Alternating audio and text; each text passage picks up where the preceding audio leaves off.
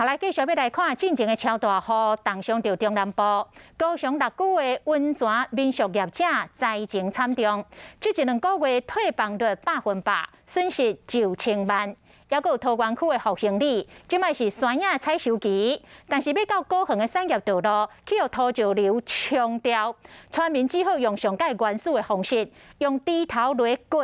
用双手犁尾来抢通这个道路，讲安尼才有法度到这个高雄来采收水果。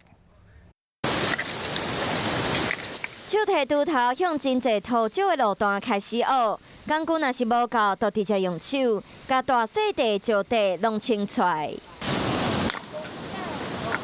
沿路安尼挖已经规身躯干，不过伊唔敢休困，要去过真远采收。产业道路经过土石流变做安尼，人来挖根本比袂过怪手，需要时间嘛真吃力。不过这是因目前唯一的办法。像涵管的水沟哦。伫溪流当中用真快力，总算清出一条小货车会使驶的路，村民拢真激动，非常欢喜。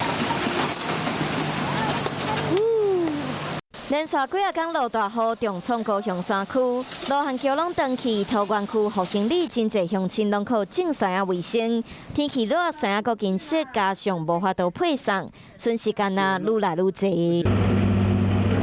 本来温泉区外口拢是烂土，阁有土石，损失的唔那居民，阁有温泉民宿。